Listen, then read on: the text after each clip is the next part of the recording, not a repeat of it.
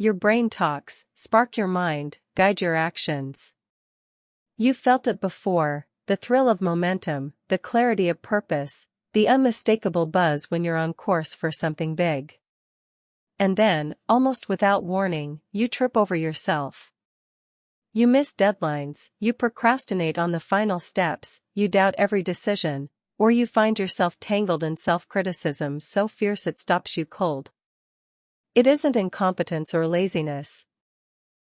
It's a hidden saboteur inside your own mind, whispering doubts, manufacturing fears, and steering you away from the success you deserve.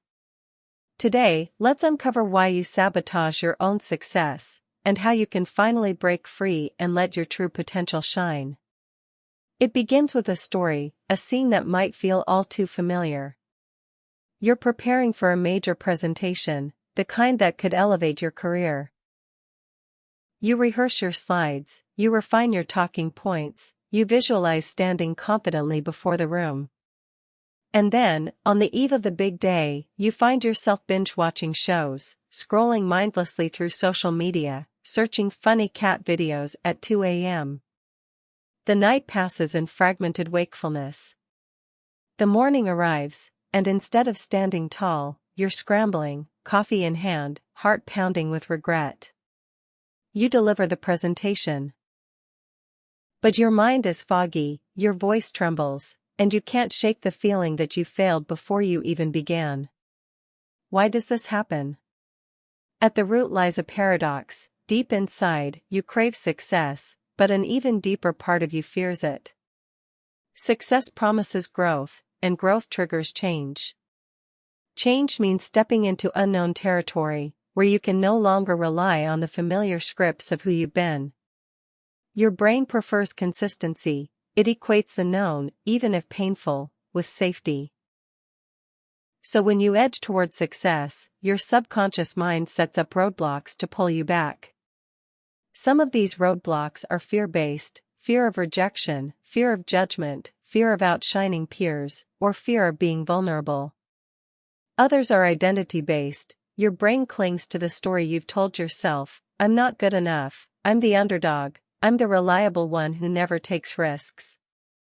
To preserve that identity, it sabotages success. Let's look at the neuroscience.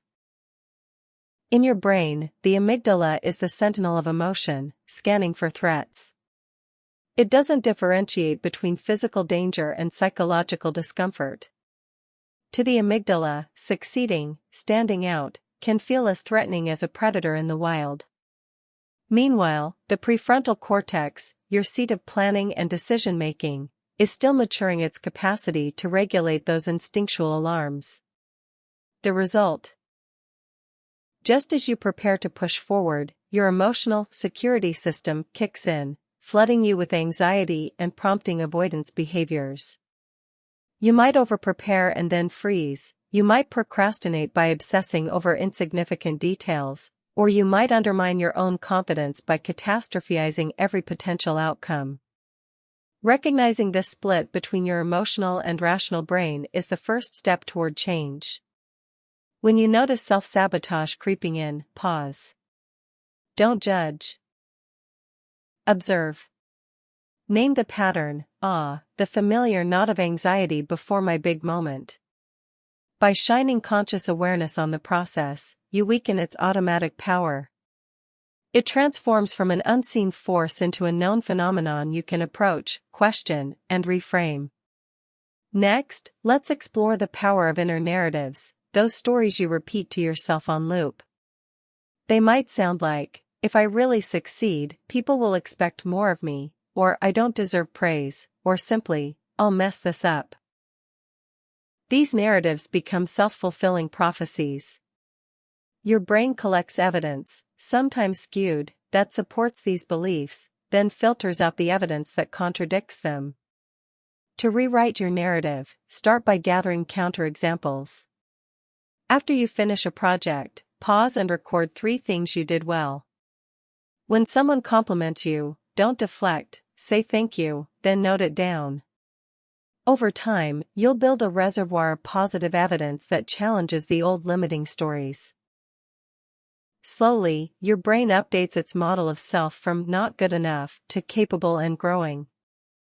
Another potent strategy is to dismantle perfectionism, the smoothie slick cousin of self-sabotage.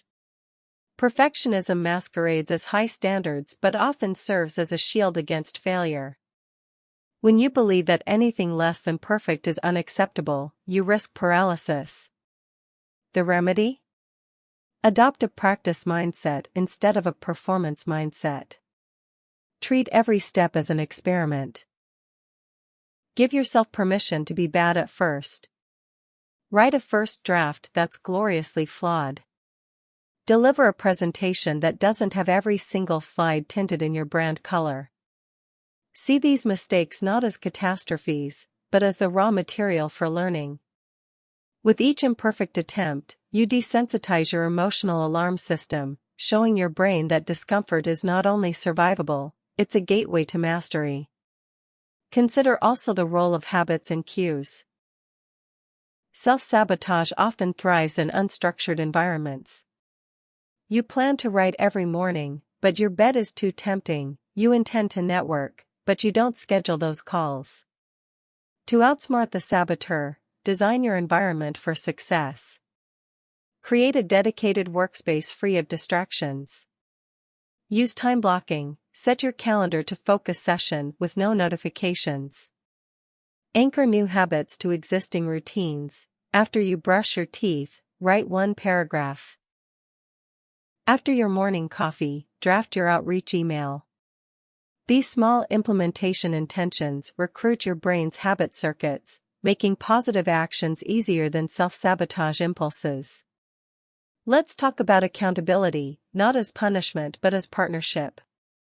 When you announce your goals publicly or enlist a trusted friend, you add an external motivator that taps into your social brain. The fear of letting someone else down often overrides the fear of failure itself. Schedule weekly check-ins. Share your progress, your stumbles, and your insights. Invite feedback and offer encouragement in return. In this supportive loop, self-sabotage loses its grip because your success becomes a shared victory. But what if you stumble anyway? Growth isn't a straight line. You will have days when you procrastinate, when you speak too quietly, when you doubt your worth. When that happens, respond with compassion. Offer yourself the same kindness you'd extend to a friend. Instead of "I'm such an idiot," try "I struggled today, and that's okay." Then ask, what can I learn from this? By framing setbacks as data points rather than verdicts, you maintain momentum. You send your emotional brain the message: discomfort and imperfection are part of the journey, not signs to stop. Finally, anchor your transformation in purpose. Self-sabotage weakens when you connect actions to deeper meaning. Reflect on why your success matters. Who benefits, what change you want to see in the world, how it aligns with your core values. Write down that purpose statement and revisit it daily. Let it be the beacon that pulls you forward when self-doubt flickers. Purpose infuses your efforts with significance, making momentary discomfort feel worthwhile. As we wrap up, here's your invitation: choose one area where you've unconsciously undermined yourself. Maybe you delay reaching out to collaborators. Maybe you habitually start projects but never finish. Identify the dominant saboteur voice: fear of judgment, perfectionism, or simply old identity scripts. Name it. Then apply one strategy from today, shine awareness on it, gather counter-evidence, embrace imperfection, set up habit cues, or enlist accountability. Take a small, concrete step now: book that call, write a rough draft paragraph, or share your goal with a friend. Celebrate that step, no matter how tiny.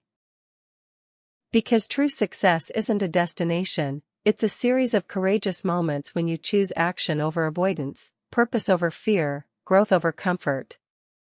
You deserve to see your potential through, unimpeded. And every time you outmaneuver that inner saboteur, you rewire your brain to trust growth rather than reject it. Thank you for listening. If today's episode struck a chord, like, share, and comment "I'm choosing growth" to let us know you're with us. Subscribe to Your Brain Talks, spark your mind, guide your actions, and let's keep moving forward together. Until next time, be gentle with yourself and take that brave step today.